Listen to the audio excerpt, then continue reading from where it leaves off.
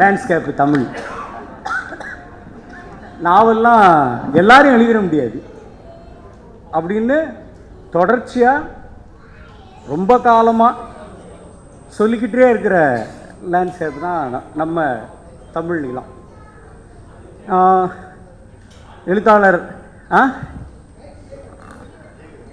எழுத்தாளர் ஆதவன் தீட்சண்யானுடைய படைப்புலகத்திற்கு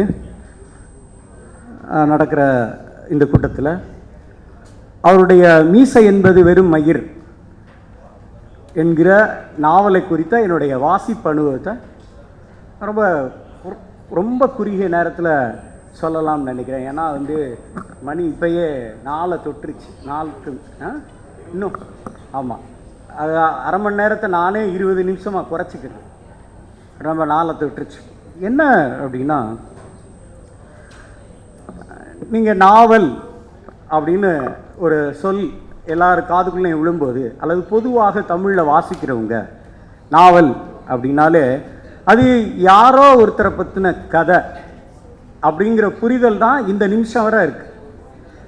அதுக்கு என்ன காரணம்னா, தமிழில் பிரதாப முதலியார் சரித்திரம், கமலாம்பாள் சரித்திரம், அப்படியே நாவல்னா யாரோ ஒருத்தரோட கதையை சொல்லணும். அப்படி கொஞ்சம் அது வளர்ந்து ஒரு குடும்பத்தோட கதையை சொல்லணும் போல, அதுதான் நாவல். அப்புறம் அதுவே இன்னும் கொஞ்சம் வளர்ந்து குடும்பத்தோட கதை இல்லைன்னா கூட ஒரு ஊரோட கதையை சொல்லணும் போல, ஊரில் நல்லா பிழைச்சவங்கள அல்லது ஊரில் நல்லா பிழைக்க முடியாமல் போனவங்கள, இப்படியே நாவல் என்றால் நாவலுக்குள் ஒரு கதை இருக்கணும் அப்படிங்கிறது எழுதப்படாத விதியாக உலகின் எல்லா இலக்கியங்களிலும் உலகின் எல்லா மொழிகளிலும் நீக்கமர நிறைஞ்சிருக்கு. ஆதவன் தீட்சண்யா மீசை என்பது வெறும் மயிர்க்குள்ள கதை குறித்து எழுதினதை விட புனைவுனா என்ன அப்படின்னு கொஞ்சம் பேசி பார்த்த இடங்கள் ரொம்ப முக்கியம்னு எனக்கு படுது. கதைக்குள்ள இது ஆதவன் எழுதின நாவல் இல்லைன்னு உங்கள் எல்லாருக்குமே தெரியும். இது ஒரு மொழிபெயர்ப்பு. படிச்சிருந்தீங்கன்னா தெரிஞ்சிருக்கும். இது ஒரு மொழிபெயர்ப்பு. ஆதவனுக்கு மொழிபெயர்க்க தெரியும். ஆதவன் தீட்சண்யா என்கிற எழுத்தாளர் மொழிபெயர்த்த நந்தஜோதி பீம்தாஸினுடைய நாவல் தான் இது. நீங்கள் ஏதோ ஆதவன் தீட்சண்யாவுடைய நாவல்னு நினச்சிருந்தீங்கன்னா தப்பு பண்ணுறீங்கன்னு அர்த்தம். இது ஒரு மொழிபெயர்ப்பு. மொழிபெயர்ப்பு குறிப்பெல்லாம் கூட இந்த டெக்ஸ்ட்டுக்குள்ளே இருக்குது. மொழிபெயர்ப்பாளர் குறிப்பு இருக்குது, அப்புறம் பதிப்பாளர் முன்னுரை இருக்குது, அப்புறம் அந்த எழுத்தாளர் தேடி போய் பார்க்குறது இருக்குது. வாழ்க்கையிலே எந்த வாசகரும் செய்யக்கூடாத தப்பு என்னன்னா, எழுத்தாளரை தேடி போய் பார்க்கக்கூடாது. எழுத்தாளர்களை தேடி போய் பார்த்த அனுபவம் எனக்கு இருக்குது. ஏன்டா அவரை போய் பார்த்தோன்னு நான் ரொம்ப நாள் நினச்சிட்டு இருக்கேன். அப்படி தேடி போய் பார்த்த எழுத்தாளர் பேர் மட்டும் நான் உங்களுக்கு இப்போ சொல்ல மாட்டேன். இது ஒரு முன்னுரை இருக்குது. அப்புறம் இது ஒரு மொழிபெயர்ப்பு. அப்படி மொழிபெயர்ப்பு தான் அவர் ஒரு 11 அத்தியாயத்தில் நந்தஜோதி பீம்தாஸ் என்கிற எழுத்தாளர் எழுதினதா ரொம்ப சுருக்கமாக அந்த மீசை என்பது வெறும் மயிர் என்கிற நாவலை சுருக்கி ஒரு 11 அத்தியாயத்தையும் 176 பக்கம் இருந்திருக்கு. அந்த 176 பக்கத்தையும் சுருக்கி அப்படி கொடுத்துருக்கார். ஆதவன் இதை மொழிபெயர்ப்பு அப்படின்னு முன் வச்சதுக்கு தமிழில் ஏற்கனவே ஒரு பெரிய எக்ஸ்பீரியன்ஸ் இருக்குது. உங்களுக்கு தெரியும் புதுமை பித்தனை. புதுமை பித்தன் நாரத ராமாயணம்னு ஒரு குறுநாவல் எழுதியிருக்கார். நாரத ராமாயணம்ங்கிற நாவல் புதுமை பித்தன் என்ன எழுதுகிறாருன்னா, இது மலேயால புத்த அடுக்குகளுக்கு கீழே கண்டுபிடிக்கப்பட்ட ஒரு சுவடின் மொழிபெயர்ப்புன்னு எழுதியிருப்பார். நீங்கள் நாரத ராமாயணத்திலேயே புதுமை பித்தன் காலத்திலேயே இவங்க நேரடியாக ஏன் டெக்ஸ்ட் தான் சொன்னால் புதுமை பித்தனையே அடிச்சுருப்பாங்க. அவர் ரொம்ப எச்சரிக்கையாக நாரத ராமாயணம் ஏன் இது என்னோட இது இல்லை, அங்கேருந்து கண்டுபிடிச்சி கொண்டு வந்த ஒரு இதுன்னு எழுதியிருப்பார். நீங்கள் வாசிச்சிருப்பீங்க, ஒரு குறிப்பே இருக்கும் நாரத ராமாயணத்தில். இங்கேயும் ஆதவன் மிகுந்த எச்சரிக்கையாக நந்தஜோதி பீம்தாஸினுடைய ஒரு நாவலை சுருக்கி தந்திருக்காரு. இது ஒன்றும் ஆதவனுடைய நாவல் இல்லை அப்படின்னு. ஏன் இப்படி ஒரு எழுத்தை முன்வைக்க வேண்டியது? கதையே இல்லாத தமிழ் வாசகர்களுக்கு நாவல் என்று பழக்கமாக இருக்கக்கூடிய, வாசகருக்கு மிக மிக பழக்கமாக இருக்கக்கூடிய இந்த வடிவத்தில் இருந்து அந்த வடிவத்தை மாற்றி முன்வைக்க வேண்டிய அவசியம் ஒரு எழுத்தாளனுக்கு ஏன் இருக்குது? அப்புறம் அதுக்குள்ளே நிறைய குட்டி குட்டி குட்டி குட்டி நாவலுக்குள்ளே வந்து நந்தஜோதி பீம்தாஸ் வெளியா நிறைய குட்டி குட்டி கதைகள் இதுக்குள்ளே இருக்குது, சின்ன சின்ன. ஏன்னா நாவல் வந்து ஒரு ராட்சசன், கதையை மட்டும் அது விடவே விடாது, அது ஆதவனே எழுதினாலும் விடாது. அது குட்டி குட்டி கதைகள் நிறைய இருக்குது. ரவி தர்மகீர்த்தி எழுதினதா 2 கதை இருக்குது. இப்படி குட்டி குட்டி கதைகள் இருக்குது. இந்த கதைகளுக்கு அவர் வைக்கிற பேர் எல்லாமே இந்த டெக்ஸ்ட்டுக்குள்ளே இருக்குது. அது வழியாக நிறைய அரசியல் பேசப்படுது, அது வழியாக நிறைய புனைவு பேசப்படுது. நீங்கள் இப்போ இந்த வருஷம் உங்களுக்கு உருமாற்றத்தை எழுதின ஃப்ரான்ஸ் காப்காவுடைய 100 ஃப்ரான்ஸ் காப்கா உருமாற்றத்தில் கரப்பான் பூச்சியை ஒரு கிரீகர் கரப்பான் பூச்சியாக மாறினதை ஒரு நாவலாக மாற்றி தந்திருந்தார். இங்கே ஆதவன் 4 பேரை ஒரு ஆளாக மாற்றிருக்கு. இந்த நந்தஜோதி பீம்தாஸ்ங்கிற இந்த கதாபாத்திரமே ஆதவனுடைய கண்டுபிடிப்பு. நந்தனாரையும் ஜோதிபாய் புலையும் அம்பேத்கரையும் அயோத்திதாசரையும் சேர்த்து ஒரு 4 பேரையும் சேர்த்து வச்சு ஒட்ட வச்சு ஒரு கதாபாத்திரத்தை உருவாக்கியிருக்காரு. நம்பணும்ல, அப்படி ஒரு ஆள் இருந்தாருன்னு நம்பணும்ல. அப்போ அந்த நாவலுக்குள்ள அவருடைய புகைப்படம் இருக்குது, புகைப்படம் கிடைக்காதனால பெயிண்டிங் இருக்குது. இப்போ நான் முதல்ல வாசிக்கும்போது இந்த நாவலை வாசிக்கும்போது எனக்கு தெரிஞ்சிருச்சு இது ஒரு கதாபாத்திரம்னு. ஆனால் வாசித்து முடித்த பிறகு இப்படி ஒரு ஆள் இருந்திருப்பதற்கான சகல சாத்தியங்களும் இந்த உலகத்தில் இருக்கிறதுன்னு நான் நம்பினேன். வாசித்து முடித்த பிறகு அந்த 176 பக்கங்களையும் வாசித்து முடித்த பிறகு இப்படியான ஒரு எழுத்தாளன் இந்த உலகத்தில் இருந்திருப்பதற்கான எல்லா சாத்தியங்களும் இருக்குது அப்படின்னு நான் நம்பினேன். ஒரு வாசகன் ஒரு பிரதியை வாசிக்கும்போது, ஒரு எழுத்தை வாசிக்கும்போது அது இது புனைவுதான் அப்படிங்கிறது தெரிந்த பிறகும் கூட அந்த எழுத்தாளனை தேடி போகிற, ஏன்னா தமிழில் இப்படி நிறைய நடந்திருக்கு. நீங்கள் தஞ்சாவூரில் கும்பகோணத்துக்கு யமுனாவை தேடி போன நூற்றுக்கணக்கான வாசகர்கள் உண்டு. தீஜானகிராமன் மோகமுல் எழுதினப்போம் அந்த கதாபாத்திரம் பொய்ன்னு எல்லாருக்கும் தெரியும். இருந்தாலும் யமுனாவை தேடி தேடி அந்த காலத்தில் நாங்கள் கல்லூரி மாணவர்களாக இருக்கிற காலத்துக்கு முந்தி எங்கள் காலேஜ் வாத்தியார்கள்லாம் போன பெருங்கதையாக எங்கிட்டலாம் சொல்லியிருக்காங்க. நந்தஜோதி பீம்தாஸை தேடி அந்த தீவுக்கு அநேகமாக போன தமிழ் வாசகர்கள் நிச்சயமாக இருப்பாங்கன்னு நான் நினைக்கிறேன், நம்புகிறேன். எனக்கு கூட கனவுல நந்தஜோதி பீம்தாஸுடைய தீவுக்கு போய் அவர் கூட உட்காந்து மார்க்ஸ் குடித்த 100 கால கிழவனின் தனிமை நாவலை எழுதின மார்க்ஸ் குடித்த சிகரெட்டை வாங்கி நானும் கூட ஊதி பார்த்த மாதிரியான கனவு எனக்கு வந்துச்சு. எப்பன்னா இந்த நாவலை வாசிக்கும்போது. சரி, இந்த நாவல் என்ன விஷயங்களை உள்ளடக்கி முன்வைக்குது அப்படின்னா, வரலாறுக்கும் புனைவுக்கும் இடையில் ஒரு ஒரு முக்கியமான வேலை இருக்குது. வரலாற்றினுடைய 2 வரிகளை மெல்லிய வாயால் ஊதி ஊதி அது உருவாகக்கூடிய இடைவெளியில் புனைவு பரப்பை நிரப்பி தான் இந்த மீசை என்பது வெறும் மயிர் என்கிற இந்த நாவல் கட்டித்தரப்பட்டது. இது முழுக்க வரலாறு உருவாக்கிய, வரலாற்றின் 2 வரிகள் உருவாக்கிய இடைவெளிகள் நிரப்பப்பட்ட புனைவின் வசீகரம். அதுதான் நான் மீசை என்பது வரும் மயிர் அப்படின்னு நான் நினைக்கிறேன். இதுக்குள்ளே வர்ற கதாபாத்திரங்கள் எல்லாம் நிஜம்தான், உண்மையிலே இருக்காங்க தான். இந்த ஃப்ராங்க்ஃபர்ட் புத்தக கண்காட்சிக்கு எதிரே நிலவரையில் நிச்சயமாக ஒரு புத்தக திருவிழா காலத்தில் ஒரு நிலவரையில் மறுக்கப்பட்ட அல்லது புறக்கணிக்கப்பட்ட அல்லது தடை செய்யப்பட்ட புத்தகங்களுக்கான வரிசை ஒரு பெரிய கண்காட்சி வரிசை நடந்திருக்கும்.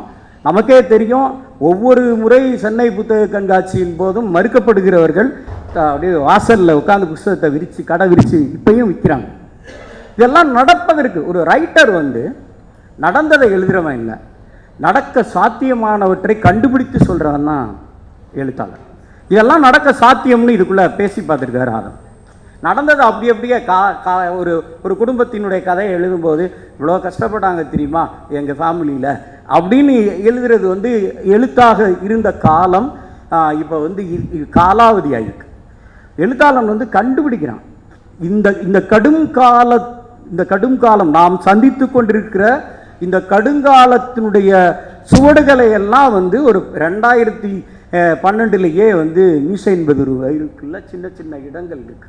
ஒரு ரைட்டர் வந்து கண்டுபிடிச்சு சொல்றவனா இருக்கிறது தான் ரொம்ப முக்கியம் அப்படின்னு நான் எப்பயும் நினைப்பேன். இது பல புள்ளிகளை வரலாற்றில் நிகழ்கால புள்ளிகளை ஒரு கடந்த 10 வருடங்களுக்கு முன்பாகவே நமக்கு புள்ளி புள்ளியா காட்டி தந்த பிரதி தான் வந்து மீசை என்பது ஒரு மயிர் அப்படின்னு எனக்கு என் வாசிப்பில் புரியும். இந்த நாவலில் இந்த ரொம்ப முக்கியமான அரசியல் ஒன்று இருக்குது. என்ன அப்படின்னா, நீங்கள் நாவிதர் சமூகம் குறித்து ஒரு மித்து இருக்குது. நீங்கள் வந்து மருத்துவர்களை சங்கம்னு போர்டு இன்றைக்கும் இருக்குது. நீங்கள் வந்து பார்பர் ஷாப் தான் அரசியலின் மையமாக ஒரு திராவிட இயக்க காலத்தில் தமிழ்நாட்டில் இருந்தது.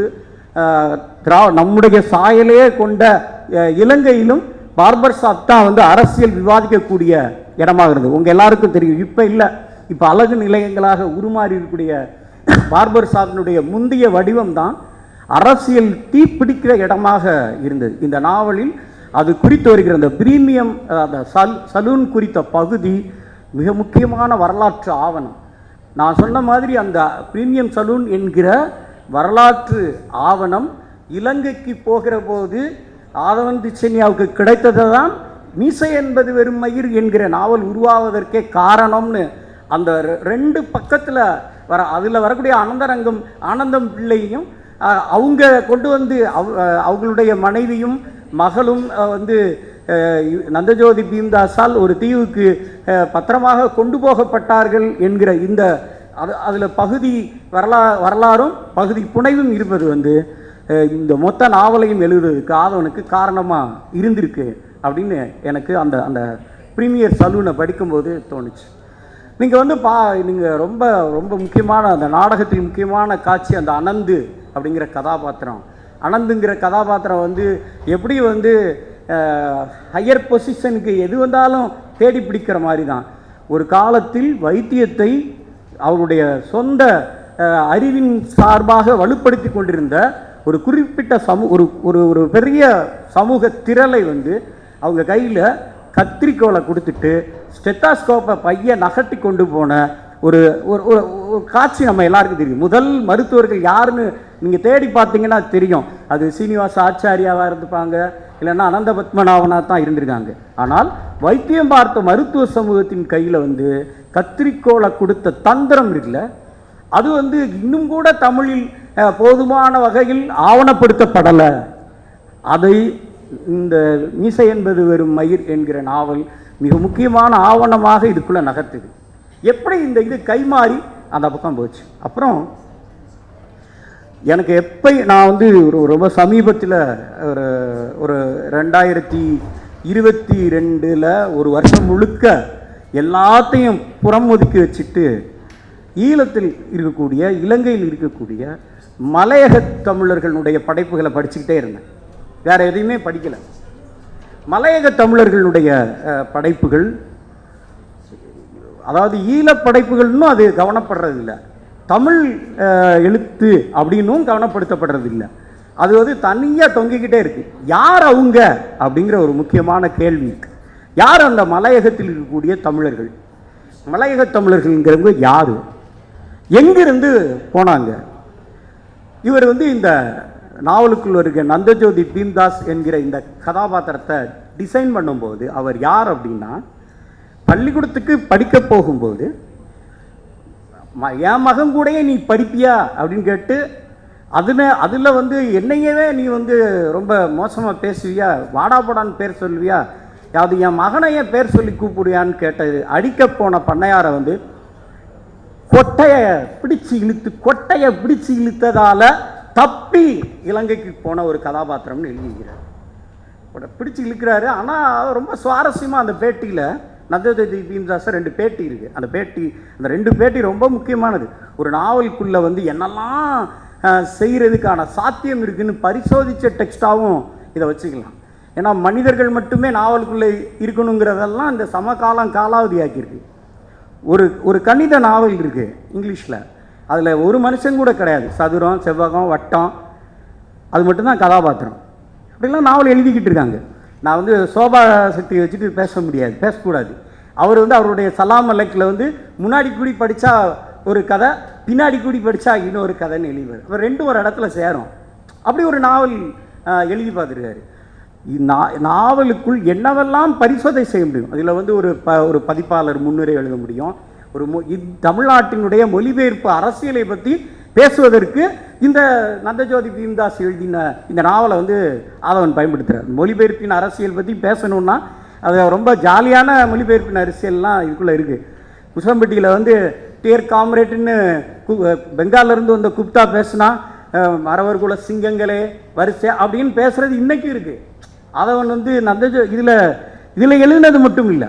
நீங்கள் வந்து ஃபார்வர்டு பிளாக் வந்து நீங்கள் விரும்புகிறீங்களோ விரும்பலையோ, தமிழ்நாட்டில் அது ஒரு தேவமார் கட்சி, தேவர்கள் கட்சி. அங்கே வந்து பெங்காலில் இருந்து ஃபார்வர்டு பிளாக் வந்து அவர் இடதுசாரி கட்சின்னு பெங்காலில் நம்பப்படுது. ஆனால் இங்கே அப்படி இல்லை. வந்து டியர் காம்ரேட்ஸ் அப்படின்னு ஒருத்தர் பேசினா அதை வந்து 13 நிமிஷம் மொழிபெயர்க்கிறார். ஒருத்தர் பதறி போயிருக்காராம் பக்கத்தில் உட்காந்து, என்னடா 2 சொல்லுக்கு இவ்வளோ பெரிய தமிழ் அர்த்தமானு, இப்படி மொழிபெயர்ப்பு அரசியலை பேச முடியாது. அதுக்குள்ளே பூரா பேசுகிறாரு. இப்படி ஒரு சாத்தியம் இருக்கா இந்த நாவல் எழுதும்போது? அதுக்குள்ளே அப்படியே பரிசோதித்து பார்க்குறாரு. அப்புறம் வந்து என்னத்துக்கு அப்படியே கதை சொல்லணும், இந்த எழுதுறானே இவன் யாருன்னு போய் பார்க்கறது, சந்திப்பையே ஒரு நாவலின் பக்கமாக வைக்கிறார். போய் சந்திக்கிறது இருக்குல்ல, அதை சந்திக்க போகிறது, அவரை சந்திக்கிறது, சந்தித்து திரும்புறது, இதெல்லாம் வந்து நீங்கள் கதாபாத்திரத்தை வந்து நமக்கு அறிமுகப்படுத்துறதுக்குன்னு ஒரு ஸ்டாண்டர்ட் ஃபார்ம் ஒன்று இருக்குது. தமிழில் நீங்கள் நூற்றுக்கணக்கான நாவல்களில் ஒரே வகைமையில் தான் அதை மைய கதாபாத்திரத்தை அறிமுகப்படுத்துவாங்க, ரொமான்டிசைஸ் பண்ணி அறிமுகப்படுத்துவாங்க. அது இன்னைக்கு வரை இருக்குது, இன்னைக்கு வரை தொடருது. இதுதான் இது கலைச்சி போடுறாரு. அதாவது கலைத்து அடுக்குகிற, ரொம்ப வரிசையாக தான் அடிக்கிறேன்னா, கலைக்கிறது வேற, கலைச்சி வந்து டிஸார்டரில் அடுக்கலைன்னு எனக்கு நல்லா புரியுது. ரொம்ப கவனமாக அடிக்கிறார். இதுக்குள்ளே வந்து மொழிபெயர்ப்பின் அரசியலை பேசணும். இதுக்குள்ளே இன்றைக்கும் சிக்கலாகி கொண்டிருக்கக்கூடிய மலையக மக்களினுடைய அரசியலை பேசணும். இதுக்குள்ள ஈழத்தினுடைய பல்வேறு விதமான சிக்கல்களை, அந்த நம்முடைய தொப்புள் கொடி உறவுன்னு சொல்கிறாங்க இல்லை, இங்கேருந்து ஈழ மக்களை அல்லது இலங்கையில் இருக்கக்கூடிய இலங்கை தமிழர்களை உண்மையிலே நம்முடைய தொப்புள் கொடி உறவுங்கிறது யார் அப்படின்னு இந்த நாவல் பேசி பார்த்தேன். 1.5 லட்சம் பேரை என்ன செய்கிறதுன்னு ஸ்ரீமாவோ பண்டாரநாயகாவும் லால் பகதூர் சாஸ்திரியும் போட்ட அந்த ஒப்பந்தம் வந்து இருக்கு பாருங்க. அது ஒப்பந்தத்தால் ஏற்படுத்தப்பட்ட அலைக்கழிப்புகள் இருக்கு பாருங்க. அந்த வரலாற்று தகவல்கள் வழியாக நாம் மலையக மக்களுடைய துயரங்களை இந்த நாவல் வந்து மெதுவாக அப்படியே நகர்த்துது. ஆனால் வெறுமனே அவர்களெல்லாம் அந்த துயரங்களை தோளில் சுமந்து கொண்டிருந்தவர்கள் மட்டுமல்லங்கிறதையும் அழுத்தமாக சொல்லுது. அங்கே நடேசையருடைய தலைமையில் தொழிற்சங்க இயக்கம் எவ்வளவு வலுவாக வந்தது என்கிற வரலாற்று உண்மையை அப்படி ஒரு வரியில் நாவல் பதிவு செய்து, நடேசையர் என்கிற அந்த மிகப்பெரிய ஒரு தொழிற்சங்க போராளியினுடைய பங்களிப்பு இன்றைக்கும் கூட அவருடைய உச்ச அளவிற்கு இலங்கையில் இருக்கக்கூடிய எழுத்தாளர்களால் கூட கவனப்படுத்தப்படவில்லை என்பதுதான் நிஜம். ஆனால் இந்த மீசை என்பது ஒரு மயிர் வரலாற்றுக்கும் பங்களிப்பு செஞ்சது. அப்போ ஒரு நாவலை ஒரு வழக்கமான கதை வடிவில் எழுதக்கூடாது என்கிற தீர்மானகரமான முடிவில் அதனுடைய வடிவம் எல்லாத்தையும் கலைக்கிறாரு.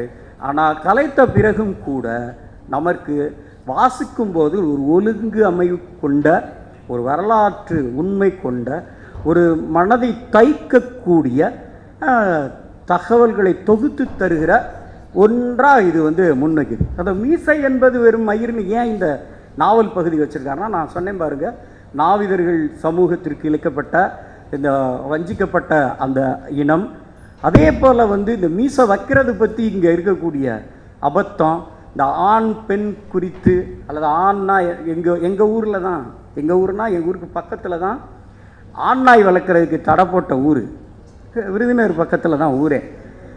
யார் ஆண்நாய் வளர்க்கக்கூடாதுன்னா கீழத்தெருவில் இருக்கக்கூடிய கிழக்கு தெருவில் இருக்கக்கூடியவர்கள் ஆண்நாய் வளர்க்கக்கூடாது. அப்படியே ஆண்நாய் வளர்த்தாலும் எங்கள் தெரு பெண்ணாயோட கூடக்கூடாது. பாயிண்ட் அதுதான். இதை இதுக்குள்ளே இந்த நாவலுக்குள்ளே இதை அந்த பகுதியை வந்து எழுதியிருக்காரு. அது நாய் தலையும் மனிதன் உடலும், மனிதன் தலையும் நாய் உடலும் கொண்ட உயிரினங்க. அவங்க 2 பேர் தான் அந்த ஏரியாவில் ஒரு காவல்காரங்களாக இருக்காங்க. அப்புறம் அப்படி வெளிப்படையாகவே தெரியுது அவங்க வந்து மீசையை முறுகிட்டு இருக்காங்க. எல்லாம் ரொம்ப வெளிப்படையாக, அதாவது பூடகமாகலாம் சொல்லலை, ரொம்ப அப்படி மறை பொருளாகலாம் சொல்லலை, மிக மிக வெளிப்படையாக இது தமிழ்நாட்டை பற்றி, தமிழ்நாட்டில் இன்றைக்கும் சிக்கலாக இருக்கக்கூடிய சாதி வன்மத்தை பற்றி பேசுகிற, சாதி வன்மம் குறித்து தினமும் அதை தோளில் சுமந்து கொண்டே இருக்கக்கூடிய அந்த வன்மத்தை குறித்த ஒரு மிக முக்கியமான பகுதி தான் இந்த நாவலின் பல இடங்கள் இருக்கு. அப்புறம் வந்து நேரம் என்னை வந்து தொந்தரவு பண்ணிக்கிட்டே இருக்கு. இவர் எழுத்தாளர் வந்து எப்பயுமே நம்ம எழுதுறது சரிதானான்னு சில கேள்வி அவங்களா கேட்டுக்கிடுவாங்க. அது எல்லாருக்கும் இருக்குது, எல்லா எழுத்தாளருக்கும் இருக்குது. நம்ம சரியாக தான் எழுதிட்டு இருக்கோமா, நான் பேசுகிறது சரியாக தான் பேசுகிறேன்னா அப்படின்னு கேட்போம் தெரியுமா, நான் புரிகிற மாதிரி தான் பேசுகிறேன்னா அப்படின்னு இவரே கேட்குறாரு. இந்த எல்லாவற்றையும் மிகைப்படுத்தி அல்லது அதீத நிலையில் ஏன் எழுதிக்கிட்டு இருக்கீங்க அப்படின்னு ஒருத்தர் கேட்குறாங்க. அவர்கிட்ட எதுக்கு வந்து நீங்கள் எல்லாவற்றையும் அதீதப்படுத்தியே எழுதிக்கிட்டு இருக்கீங்க, அப்படி இப்படி தான் இருக்கா? அது நீங்கள் ரவி தர்மகீர்த்தி எழுதினதா 2 சிறுகதை இதுக்குள்ளே இருக்குது. அது ரொம்ப அதீதமாக இருக்கிற மாதிரி இருக்குது. அது அமெரிக்கா விமானம் வரும்போது தரைகளுக்கு முன்னாடி தொட்டியை திறந்து விட்டாங்க, அது கழிவு பூரா கொட்டுது. அது வந்து என்னன்னு கேட்டப்போ இது வந்து சந்தனம்னு சொல்லிட்டாங்க. ஆமாம், அமெரிக்க வேலைக்கு போன பிள்ளைகளை வரவேற்க அந்த பேரண்டெல்லாம் ஆமாம் ரொம்ப சூப்பராக இருக்குது அப்படின்னு சொல்கிறாங்கன்னு எழுதியிருக்கோம் ஒரு கதை அதுக்குள்ளே இருக்குது. அப்புறம் இன்னொரு கதை வந்து இவ்வளோ ரொம்ப அதீதமாக இருக்க அப்படின்னு தோணுதில்லை, வாசிக்கும் போது தோணத்தான் நான் செய்து இது கேட்குறாரு. அவரே கேட்குறாரு, நான் எல்லாவற்றையும் மிகைப்படுத்தி எழுதுறேனோ அல்லது ரொம்ப அதீத நிலையில் வச்சு எழுதுறேனோ அப்படின்னு கேட்டுட்டு, புனைவுனா என்ன அப்படின்னு அவரே சொல்கிறார். யாரேன்னா ஆதவனே சொல்கிறார் நாவலுக்குள்ள ஒரு இடத்துல. அது ரொம்ப ரொம்ப முக்கியமானது. இது மொத்த நாவல் ஏன் உருவாக்கப்பட்டிருக்கிறது என்பதற்கான ஸ்டேட்மெண்ட் வந்து அந்நாவலில் ஒரு இடத்துல நந்தஜோதி பீம்தாஸ் சொல்வதாக ஆதவன் சொல்வது வந்து ரொம்ப ஒரு முக்கியமான இடம். என்ன அப்படின்னா, நிலவி வருகிற அல்லது நிலவுகிற சூழலுக்கு ஒத்துப்போக முடியாமலும் அதை மாற்ற முடியாத இயலாமையிலும்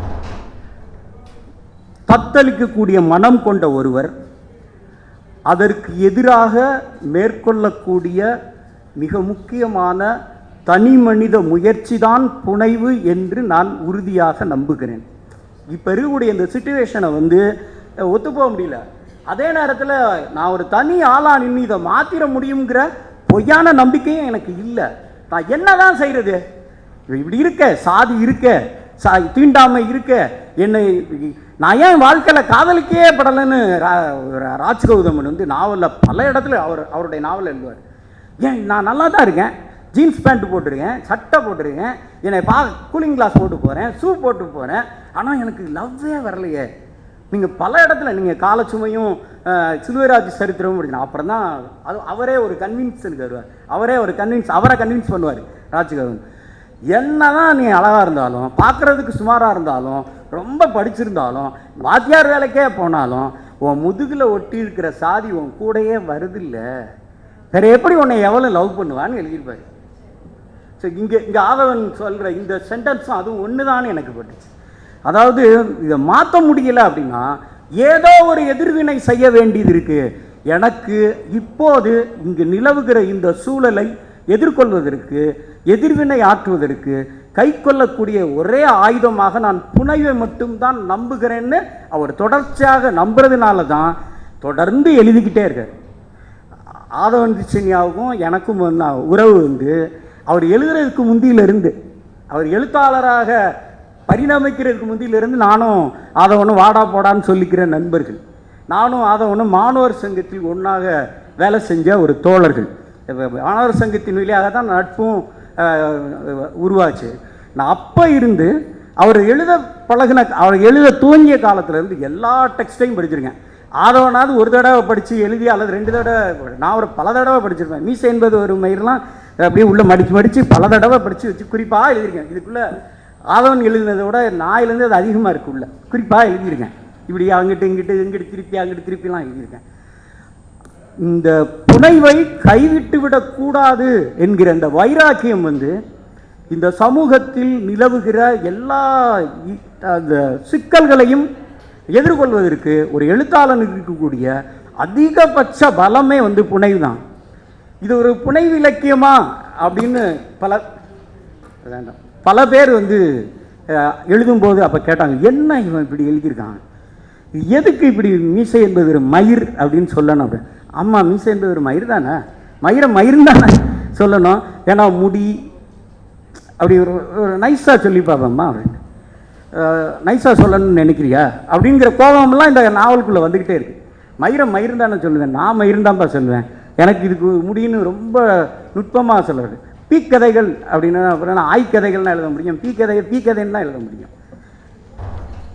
இன்னும் 5 நிமிஷம் இருக்கா, நான் இப்போ நீ சீட்டு கொடுத்த உடனே முடிக்கணும்னு நினச்சேன். 5 நிமிஷத்துக்கு முன்னாடி தான் சீட் கொடுக்குறீங்களா? சரி, ஒன்றும் பிரச்சனை இல்லை, நான் 2 நிமிஷத்துலேயே முடிச்சிடறேன், அது ஒன்றும் பிரச்சனை இல்லை. ஏன்னா பேசுனா கேட்குறதுக்கு ஆளும் இருக்கணுங்க, அப்புறம் இவங்க 2 பேரையும் பழி தீர்த்த மாதிரி ஆகிடக்கூடாதுல்ல. நான் தொடர்ச்சியாக இந்த மீசை என்பது ஒரு மயிரை இதுக்குள்ளே ஆதவன் ஒரு நாவல் எழுதலை அப்படின்னு எனக்கு தோணுச்சு. இதுக்குள்ளே இருப்பது ஒரு நாவல் இல்லை, இதுக்குள்ளே நான் ஒருவேளை எழுதுகிற ஸ்கில் எனக்கு ஆதவன் மாதிரி இருந்துருந்துச்சுன்னா இதை ஒரு 3 நாவலாக எழுதியிருப்பேன். இதுக்குள்ளே 3 நாவல் இருக்குது, 3 நாவலுக்கான கச்சாத்து இருக்குது. அப்புறம் நாவல்னால் குறைஞ்சபட்சம் ஒரு 1000 பக்கமாக இருக்க வேண்டாமா அப்படிங்கிறது இன்றைக்கி வரை நம்பப்படுது.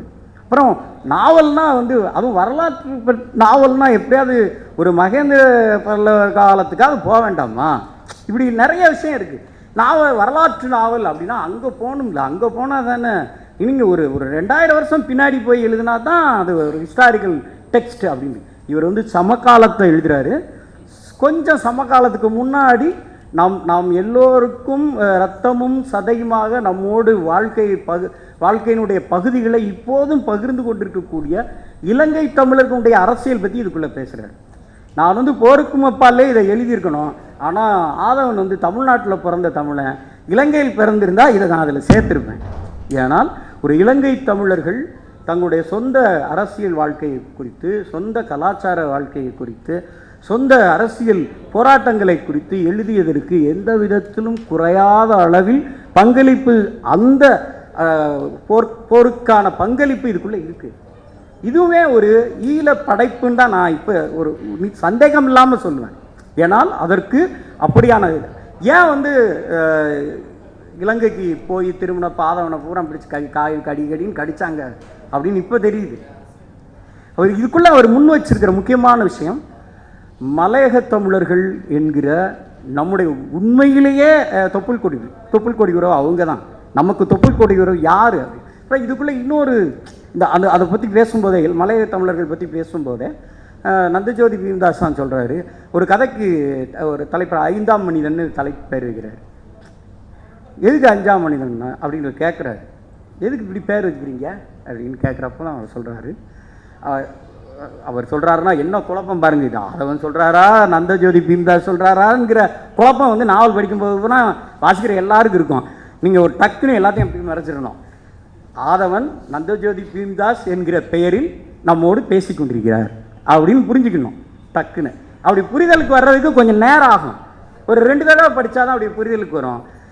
அவர் என்ன திரும்ப திரும்ப சொல்கிறாருன்னா, மொத்த மக்கள் தொகையில் 5% இருக்கிற ஒரு பெரும் மக்கள் திரளுக்கு தொடர்ச்சியாக ஏமாற்றத்தையும் தொடர்ச்சியாக அவமரியாதையும் கொடுத்து கொண்டிருக்கக்கூடியவர்கள் இந்த மற்ற 80% மக்கள் இந்துக்கள் என்கிற பெயரில் ஒருங்கிணைத்து கொண்டு, ரொம்ப முக்கியமான பொலிட்டிக்கல் சென்டென்ஸ் அது. 80% வந்து இந்துன்னு ஒன்றாக்கிட்டு இந்த 5% இந்த ஒரு 5% பேரை 20 80ல் 20 பேரை துன்புறுத்திக்கிட்டு இருக்காங்க. அதுக்கு எதிரான கதை தான் இதுன்னு அவர் வைக்கிறாரு. நீங்கள் அந்த கதை வேற, அது வேற ஒரு ஏரியாவில் நகருது. ஆனால் அந்த மைய புள்ளி ரொம்ப முக்கியமானதுன்னு எனக்கு பட்டுச்சு. தொடர்ச்சியாக தன்னுடைய எல்லா கதைகளின் வழியாகவும் அவருடைய எல்லா கதையும் நான் வாசிச்சிருக்கேன். நாளைக்கு எழுதினார் கூட அந்த கதையை எனக்கு அனுப்புவார், நான் வாசித்து பேசிடுவேன். எல்லா கதையும் அவருடைய அனைத்து கதையும் கூட அவருடைய மொத்த கதைகளையும் வாசிச்சிருக்கேன், கட்டுரைகளையும் வாசிச்சிருக்கேன், கவிதையும் வாசிச்சிருக்கேன், நாவலையும் வாசிச்சிருக்கேன். இப்போ எழுதிக்கிட்டு இருக்கிற நாவல்லையும் 2 சாப்டரை வாசிச்சிருக்கேன். அவர் எழுதிக்கிட்டு இருக்கார் ஒரு நாவல், அதையும் வாசிச்சிருக்கேன். இந்த வாசிப்பின் வழியாக நான் புரிந்து கொண்டது என்ன அப்படின்னா, எனக்கு கை வசமாயிருக்கக்கூடிய இந்த புனைவு என்கிற அசாத்தியமான கருவியை இந்த 5ஆம் மனிதர்களுக்காக அவர்களுடைய வாழ்க்கையை பற்றி பேசுவதற்காக நான் உறுதியாக கைப்பற்றியிருக்கிறேன். தொடர்ச்சியாக இந்த புனைவு என்கிற அசாத்தியமான கருவியை இந்த மக்களுக்காகத்தான் நான் பயன்படுத்துவேன். அவர்களுடைய வாழ்க்கையை வேறு ஒரு தொனியில், வேறு ஒரு மொழியில், இதுவரை சொல்லப்படாத வேறு ஒரு மொழியில் நான் தொடர்ச்சியாக எழுதுவேன்கிறத வைராக்கியமாக இருக்கார். நீங்கள் எனக்கு தெரியும், ஆதவனுக்கான ஆதவன் தீசன்யா சிறுகதைகளுக்கு நான் ஒரு பல இதுக்கு முந்தி வந்த தொகுப்பில் ஒரு முன்னுரை எழுதியிருக்கேன். அதுக்குள்ளெல்லாம் நான் ஒரு சென்டென்ஸ் திரும்ப திரும்ப எழுதிக்கிட்டே இருந்தேன். அது என்னென்னு ஆதவன் கேட்டாப்புல, ஆதவனுடைய ரைட்டிங் என்னன்னா பாலிம்சிஸ்ட் ரைட்டிங் அப்படின்னு நான் ஒரு வார்த்தை எழுதினேன். ஆதவன் திடீர்னு கூப்பிட்டு, என்னமோ சொல்கிறீங்க, அது என்னது அப்படின்னு கேட்டாப்புல. பாலிம்சிஸ்ட் ரைட்டிங் ஆதவனுடைய ரைட்டிங் நான் எழுதியிருக்கேன். அதுக்குள்ளே அது என்ன பாலிம்சிஸ்ட் ரைட்டிங் மட்டும் சொல்லி என்னுடைய உரையை முடிக்கிறேன். வரலாறு ஏற்கனவே நிரல்படுத்தப்பட்டு எழுதி வைக்கப்பட்டிருக்கிறது. எழுத்தாளன் எழுதப்பட்ட வரிகளின் மீது அவன் வரலாறு என்று நினைப்பதை மேலே எழுதுகிறான். திரும்ப திரும்ப திரும்ப திரும்ப எழுதுகிறான். எழுதப்பட்ட வரலாறும் புனைவெழுத்தாளன் எழுதிய வரலாறும் இணைந்து ரெண்டும் ஆடி ஆடி ஆடி ஆடி அது வேற ஒன்றா வாசகன்ட்ட வெளிப்படும். இது வரலாறானா? ஆமாம். புனைவானா? ஆமாம் தான். வரலாற்றுக்கும் புனைவுக்குமான மெல்லிய கோட்டை அழிக்கிற வேலையை தொடர்ச்சியாக செய்து கொண்டிருக்கக்கூடிய ஆதவனுக்கு வாழ்த்துக்களும் நன்றி.